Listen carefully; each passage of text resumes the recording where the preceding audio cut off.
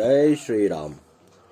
श्री राम जी ने तो भालू और बंदरों की सेना बटोरी और समुद्र पर पुल बांधने के लिए थोड़ा परिश्रम नहीं किया, परंतु नाम लेते ही संसार समुद्र सूख जाता है। सज्जनगण, मन के विचार कीजिए कि दोनों में कौन बड़ा है।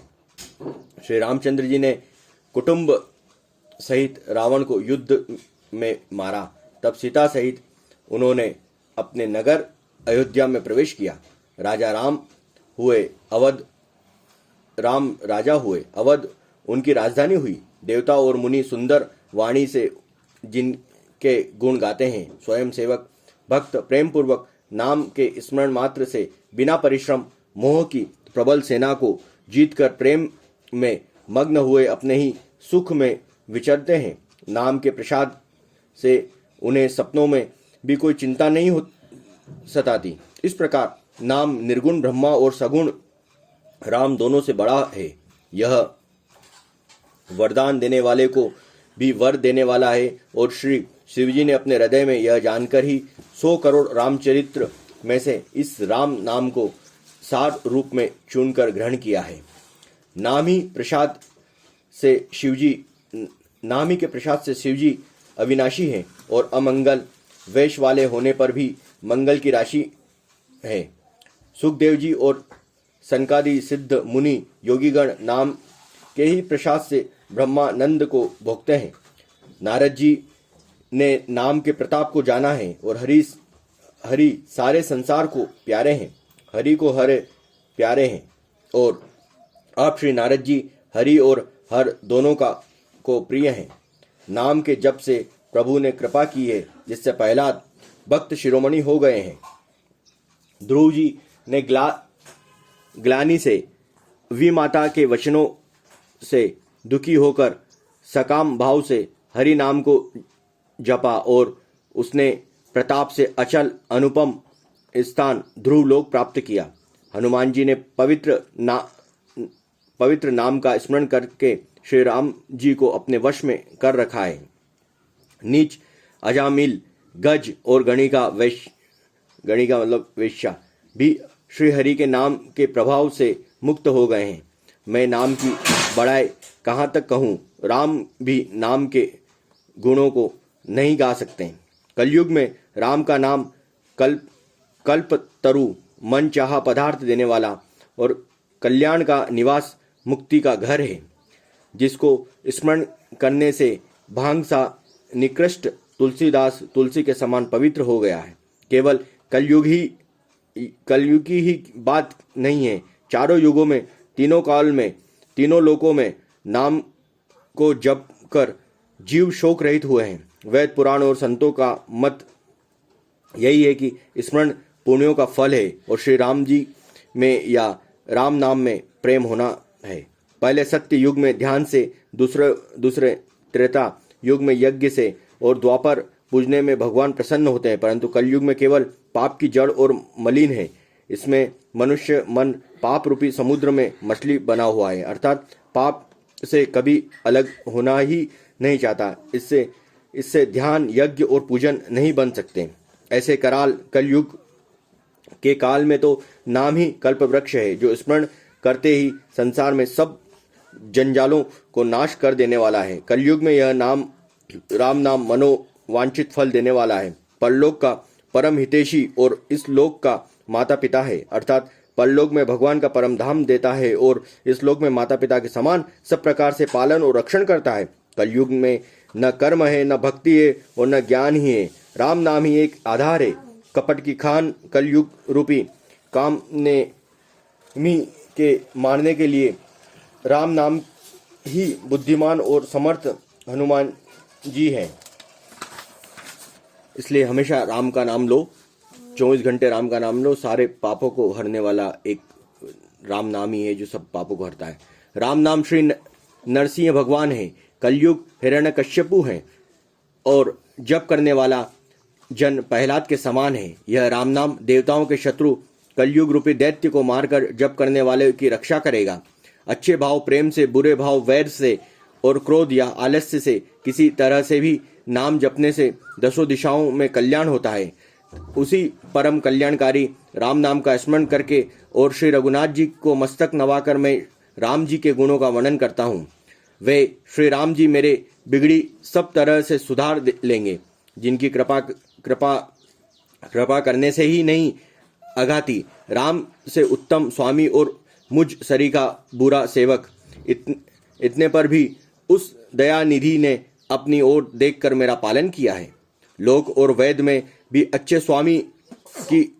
स्वामी यही रीति प्रसिद्ध है कि वह विनय सुनने ही प्रेम को पहचान लेता है। अमीर गरीब गंवार नगर निवासी पंडित मूर्ख बदनाम यशस्वी सुकवि कुकवि सभी नर नारी अपनी अपनी बुद्धि के अनुसार राजा को सराहना करते हैं और साधु बुद्धिमान सुशील ईश्वर के अंश से उत्पन्न कृपालु राजा सबकी सुनकर उनकी वाणी भक्ति विनय चाल को पहचान कर सुंदर मीठी वाणी से सबका यथायोग सम्मान करते हैं। यह स्वभाव तो संसार राजाओं का है।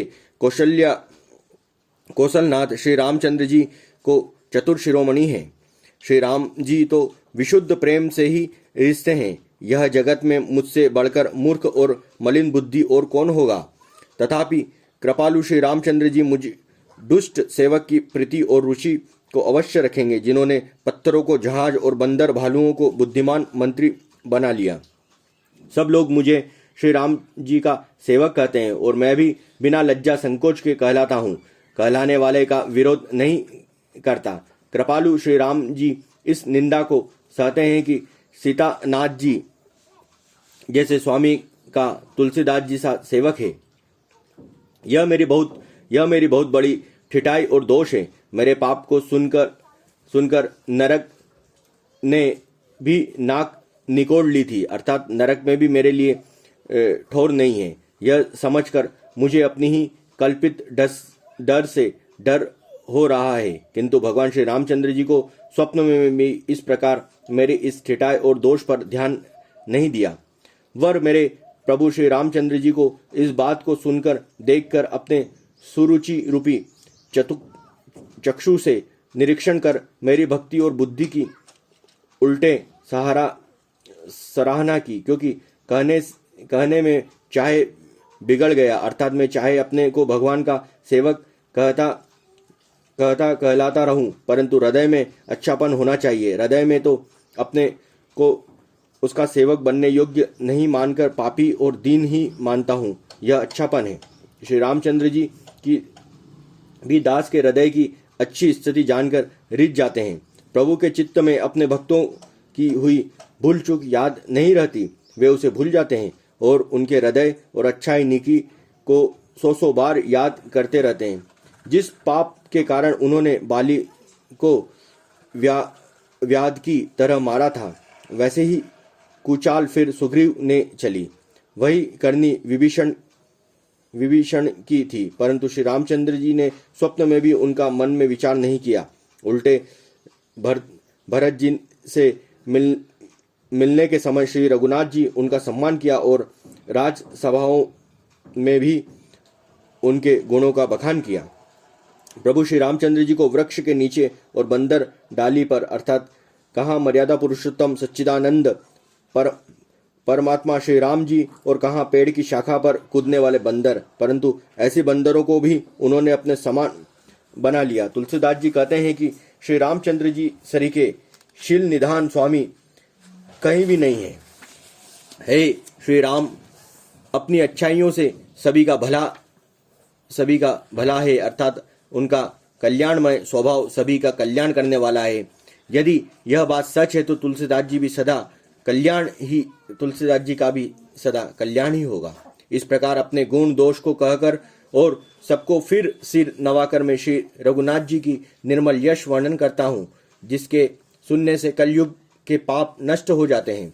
मुनि याज्ञवल्क्य जी ने जो सुहावनी कथा मुनि श्रेष्ठ भरद्वाज जी को सुनाई थी, उसी संवाद को मैं बखान कर कहूँगा। यह सज्जन सुख का अनुभव करते हुए उसे सुने। शिवजी ने पहले इस सुहावने चरित्र को रचा, फिर कृपा करके पार्वती जी को सुनाया। वही चरित्र शिवजी ने काक भुसुंडी जी को राम भक्त और अधिकारी पहचान कर दिया। उस काकभसुंडी ने फिर याज्ञवल्क्य जी ने पाया और उन्होंने फिर भारद्वाज जी को गाकर सुनाया। वे दोनों भक्तों और श्रोता याज्ञवल्क्य भारद्वाज समानशील वाले और समदर्शी हैं और श्री हरि को की लीला जानते हैं। वे अपने ज्ञान से तीनों कालों की बात को हथेली पर रखे हुए आंवले के समान प्रत्यक्ष जानते हैं और भी सुजान भगवान की लीलाओं का रहस्य जानने वाले हरिभक्त हैं। वे इस चरित्र को नाना प्रकार से कहते हैं, सुनते हैं और समझते हैं। फिर वही कथा मैंने वराह क्षेत्र में अपने गुरुजी से सुनी, परंतु उस समय मैं लड़कपन के कारण बहुत बेसमझ था। उससे उनको इस प्रकार अच्छी तरह समझा नहीं। श्री रामचंद्र जी की गुण कथा के वक्त कहने वाले और श्रोता सुनने वाले दोनों ज्ञान के खजाने पूरे ज्ञानी होते हैं। मैं कलयुग के पापों से ग्रसो हुआ महामूढ़ जड़ जीव भला उसको कैसे समझ सकता। तो भी गुरुजी ने जब बार बार कथा कही वह बुद्धि के अनुसार कुछ समझ में आई। वही अब मेरे द्वारा भाषा में रची जाएगी, जिससे मेरे मन को संतोष हो। जैसा कुछ मुझसे बुद्धि विवेक का बल है, मैं हृदय में हरि की प्रेरणा उसी अनुसार कहूँगा। मैं अपने संदेह अज्ञान भ्रम को हरने वाले कथा रचता हूँ और संसार रूपी नदी के पार करने के लिए नाव है। राम कथा पंडितों को विश्राम देने वाले, सब मनुष्य प्रसन्न करने वाले और कलयुग के पापों का नाश करने वाली है। राम कथा कलयुग रूपी सांपों के लिए मोड़नी है और विवेक रूपी अग्नि प्रकट करने के लिए अरणी मंत्र की जाने वाली लकड़ी है। अर्थात इस कथा के से ज्ञान भी प्राप्त होता है। राम कथा कलयुग में सब मनोरथ को पूर्ण करने वाली कामधेनु गो है और सज्जनों के लिए सुंदर संजीवनी जड़ी है। पृथ्वी पर यही अमृत की नदी है। जन्म मरण की भय का नाश करने वाली और भ्रम रूपी मेंढकों को खाने के लिए सर्पणी है। यह राम कथा असुरों की सेना में समान नरकों का नाश करने वाली और साधु रूप देवताओं के कुल का हित करने वाली पार्वती दुर्गा है। यह संत समाज रूपी श्री क्षीर समुद्र के लिए लक्ष्मी के समान है और संपूर्ण विश्व का भार उठाने के लिए अचल पृथ्वी के समान है। यमदूतों के मुख पर कालिक लगाने के लिए यह जगत में यमुना जी के समान है और जीव को मुक्ति देने के लिए मानो काशी है। यह श्री राम जी को पवित्र तुलसी के समान प्रिय है और तुलसीदास जी के लिए तुलसीदास जी की माता के समान हृदय में हित करने वाली है। यह राम कथा शिव जी को नर्मदा जी के समान प्यारी है। यह सब सिद्धियों की तथा सुख संपत्ति की राशि है। सद्गुण रूपी देवताओं के उत्पन्न और पालन पोषण करने के लिए माता अदिति के समान है। श्री रघुनाथ जी की भक्ति और प्रेम के परम सीमा सी है। जय श्री राम, जय श्री राम, जय जय श्री राम। इसलिए राम जी का हमेशा नाम लो।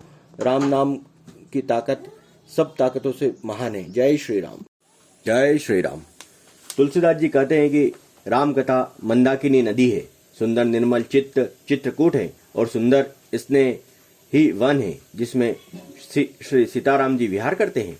श्री रामचंद्र जी का चरित्र सुंदर चिंतामणि है और संतों की सुबुद्धि रूपी स्त्री का सुंदर श्रृंगार है। श्री रामचंद्र जी के गुण समूह जगत का कल्याण करने वाले और मुक्ति, धन, धर्म और परम धाम के देने वाले हैं। ज्ञान, वैराग्य और योग के लिए सद्गुरु हैं और संसार रूपी भयंकर रोग का नाश करने के लिए देवताओं के वेद अश्विनी कुमार के समान हैं।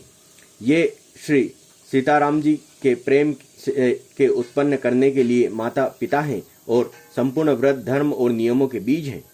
है ना, बहुत अच्छी बात है। यहाँ पर ज्ञान, वैराग्य और योग के लिए सद्गुरु है। ठीक है, सद्गुरु, अगर वैराग्य चाहिए, योग चाहिए, ज्ञान चाहिए तो सद्गुरु के शरणों में जाओ। और संसार रूपी भयंकर रोग का नाश करने के लिए देवताओं के वेद, है ना, वेद पढ़ोगे तो जो अपने संसार रूपी भयंकर रोग है वो समाप्त हो जाएंगे। ठीक है, पाप, संताप और शोक का नाश करने के लिए तथा इस लोक और परलोक के प्रिय पालन करने वाले हैं। विचार ज्ञान रूपी राजा के शूरवीर मंत्री और लोभ रूप अपार समुद्र के खोखले के लिए अगस्त्यक मुनि हैं। भक्तों के मन रूपी वन में बसने वाले काम, क्रोध और कलयुग के पाप रूपी हाथियों के मारने के लिए सिंह के बच्चे हैं। शिवजी के पूज्य और प्रीतम अतिथि हैं और दरिद्रता रूपी दानव के बुझाने के लिए कामना पूर्ण करने वाले मेघ हैं। विषय रूपी सांपों का जहर उतारने के लिए मंत्र और महामणि हैं। ये ललाट पर लिखे हुए कठिनता से मिटने वाले बुरे लेखों मंद प्रारंभ को मिटा देने वाले हैं। अज्ञान रूपी अंधकार के हरण करने के लिए सूर्य किरणों के समान और सेवक रूपी धान के पालन करने के लिए मेघ के समान है। मनोवांछित वस्तु देने में श्रेष्ठ कल्प वृक्ष के समान है और सेवा करने में हरिहर के समान सुलभ और सुख देने वाले हैं। सुख विरूपी शरद ऋतु के मन रूपी आकाश को सुशोभित करने के लिए तारागण के समान और श्री राम जी के भक्त के तो जीवन धन ही है। संपूर्ण पुण्य के फल महान भोग के समान है। जगत का छल रहित यथार्थ हित करने में साधु संतों के समान है। सेवकों के मन रूपी मान सरोवर के लिए हंस के समान और पवित्र करने के लिए गंगा जी तरंग मालाओं के समान है। श्री राम जी के गुणों के समूह कुमार्ग, कुतर्क, कुचाल और कलयुग के कपट, दंभ और पाखंड के जलाने के लिए वैसे ही है जैसे ईंधन के लिए प्रचंड अग्नि है। रामचरित्र पूर्णिमा के चंद्रमा की किरणों के समान सभी को सुख देने वाले हैं, परंतु सज्जन रूपी कुमिदिनी और चकोर के चित्त के लिए तो विशेष हितकारी और महान लाभदायक है। जिस प्रकार श्री पार्वती जी ने श्री शिव जी से प्रश्न किया और जिस प्रकार शिव जी ने विस्तार से उसका उत्तर कहा, वह सब कारण मैं विचित्र कथा की रचना करके गाकर कहूँगा। जिसने यह कथा पहले न सुनी हो वह इसे सुनकर आश्चर्य न करे। जो ज्ञानी इस विचित्र कथा को सुनता है वे यह जानकर आश्चर्य नहीं करते हैं कि संसार में राम कथा कोई सीमा नहीं है, राम कथा अनंत है। उनके मन में ऐसा विश्वास रहता है कि नाना प्रकार के श्री रामचंद्र जी के अवतार हुए हैं और 100 करोड़ तथा अपार रामायण है। कल्प भेद के अनुसार श्री हरि के सुंदर चरित्र को मुनीश्वरों ने अनेक प्रकार से गाया है। हृदय में इसे विचार कर संदेह न कीजिए और आदर सहित प्रेम से इस कथा को सुनिए। श्री रामचंद्र जी अनंत हैं, उनके गुण भी अनंत है और उनकी कथाओं का विस्तार भी असीम है। अतएव जिसके विचार निर्मल हैं वे इस कथा को सुनकर आश्चर्य नहीं मानेंगे। इस प्रकार सब संदेहों को दूर करने के लिए श्री गुरु के चरण कमलों की रजों को सिर पर धारण करने में मैं पुनः हाथ जोड़कर सबकी विनती करता हूँ, जिससे कथा की रचना में कोई दोष स्पर्श न करने पावे। अब मैं आदर पूर्वक श्री शिवजी सिर नवाकर श्री रामचंद्र जी गुणों की निर्मल कथा कहता हूँ।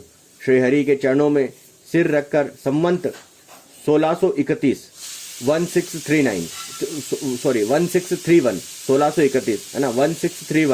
में इस कथा का आरंभ करता हूँ।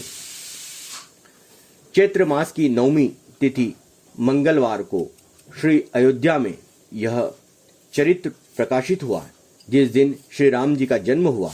वेद कहते हैं कि उस दिन सारे तीर्थ वहां श्री अयोध्या जी में चले आते हैं। असुर, नाग, पक्षी, मनुष्य, मुनि और देवता सब अयोध्या जी में आकर श्री रामचंद्र जी की सेवा करते हैं। बुद्धिमान लोग जन्म का महोत्सव मनाते हैं और श्री रामचंद्र जी की सुंदर कीर्ति का गान करते हैं। सज्जनों के बहुत से समूह उस दिन श्री सरयू जी के पवित्र जल में स्नान करते हैं और हृदय में सुंदर श्याम शरीर श्री रघुनाथ जी का ध्यान करके उनके नाम का जप करते हैं। वैद पुराण कहते हैं कि श्री सरयू जी का दर्शन, स्पर्श, स्नान और जलपात पापों को हरता है। यह नदी बड़ी ही पवित्र है, इसकी महिमा अनंत है, जिसे विमल बुद्धिमान सरस्वती भी नहीं कह सकती। यह शोभायमान अयोध्यापुरी श्री रामचंद्र जी के परम धाम की देने वाली है। यह लोकों में प्रसिद्ध है और अत्यंत पवित्र है। जगत में अखंड, स्वेदज, उद्भज और जरायुज 4 खानी प्रकार के अनंत जीव हैं। इनमें से कोई भी अयोध्या में शरीर छोड़ते हैं वे फिर संसार में नहीं आते हैं, जन्म मृत्यु के चक्कर से छूटकर भगवान के परम धाम में निवास करते हैं। इस अयोध्यापुरी को सब प्रकार से मनोहर, सब सिद्धियों की देने वाली और कल्याण की खान समझकर मैंने इस निर्मल कथा का आरंभ किया, जिससे सुनने से कान, मद और दंभ नष्ट हो जाते हैं। इसका नाम रामचरितमानस है, जिसके कानों से सुनते ही शांति मिलती है। मन रूपी हाथी विषय रूपी दावानल में जल रहा है, वह यदि इस रामचरितमानस रूपी सरोवर में आ पड़े तो सुखी हो जाएगा। यह रामचरितमानस मुनियों का प्रिय है। इस सुहावने और पवित्र मानस की शिवजी ने रचना की। यह 3 प्रकार के दोष, दुखों और दरिद्रताओं को तथा कलयुग, कुचाल और सब पापों का नाश करने वाला है। श्री महादेव जी ने इसको रचकर अपने मन में रखा था और सुअवसर पाकर पार्वती जी से कहा। इसी से शिवजी ने इसको अपने हृदय में देखकर और प्रसन्न होकर इसका सुंदर रामचरित मानस नाम रखा। मैं उसी सुख देने वाली सुहावनी राम कथा को कहता हूँ। हे सज्जनों, आदरपूर्वक मन लगाकर इसे सुनिए। यह रामचरितमानस जैसा है जिस प्रकार बना है और जिस हेतु से जगत में इसका प्रचार हुआ है, अब वही सब कथा में श्री उमा महेश्वर का स्मरण करके कहता हूँ। श्री शिवजी की कृपा से उनके हृदय में सुंदर बुद्धि का विकास हुआ, जिससे यह तुलसीदास श्री रामचरित मानस का कवि हुआ। अपनी बुद्धि के अनुसार तो वह इसे मनोहर ही बनाता है, किंतु फिर भी है सज्जनों, सुंदर चित्त से सुनकर इसे आप सुधार लीजिए। सुंदर सात्विक बुद्धि भूमि है, हृदय ही उसमें गहरा स्थान है। वेद पुराण समुद्र हैं और साधु संत मेघ हैं। वे साधु रूपी मेघ श्री राम जी के सुयश रूपी सुंदर, मधुर, मनोहर और मंगलकारी जल की वर्षा करते हैं। सगुण लीला का जो विस्तार से वर्णन करता है, वही राम सुयश रूपी जल की निर्मलता है और जो मल का नाश करता है। और जिस प्रेमा भक्ति का वर्णन नहीं किया जा सकता, वही इस जल की मधुरता और सुंदर शीतलता है। वह राम सुयश रूपी जल सत्कर्म रूपी दान के लिए हितकर है और श्री राम जी के भक्तों का तो जीवन ही है। वह पवित्र जल बुद्धि रूपी पृथ्वी पर गिरा और सिमट कर सुहावने कान रूपी मार्ग में चला और मानस हृदय रूपी श्रेष्ठ स्थानों में भरकर वही स्थिर हो गया। वही पुराना होकर सुंदर, रुचिकर, शीतल और सुखदायी हो गया। इस कथा में बुद्धि से विचार कर जो 4 अत्यंत सुंदर और उत्तम संवाद भूसुंड जी, गरुड़, शिव, पार्वती, याज्ञवत्सल्य, भरद्वाज और तुलसीदास जी और संत रचे हैं, वही इस पवित्र और सुंदर सरोवर के 4 मनोहर घाट हैं। 7 कांड ही इस मानस सरोवर की सुंदर 7 सीढ़ियां हैं, जिनको ज्ञान रूपी नेत्रों से देखते ही मन प्रसन्न हो जाता है। श्री रघुनाथ जी की निर्गुण प्राकृतिक गुणों से अतीत और निर्बाध एक रस महिमा का जो वर्णन किया जाएगा, वही इस सुंदर जल की अथाह गहराई है। श्री रामचंद्र जी और सीता जी यश अमृत के समान जल है। इसमें जो उपमाएं दी गई है, वही तरंगों का मनोहर विलास है। सुंदर चौपाइयां ही इसकी घनी फैली हुई पुरईन कमलिनी है और कविताओं की युक्ति सुंदर मणि मोती उत्पन्न करने वाली सुहावनी सीपियां हैं। जो सुंदर छल, सोरठे और दोहे हैं, वही इसके बहु रंग के कमलों के समूह सुशोभित हैं। अनुपम अर्थ, उच्च भाव और सुंदर भाषा ही पराग, पुष्प रज, मकरंद, पुष्परस और सुगंध है। सत्कर्मों, पुण्यों, पूज्य भोरों की सुंदर पंक्तियां ज्ञान, वैराग्य और विचार हंस हैं।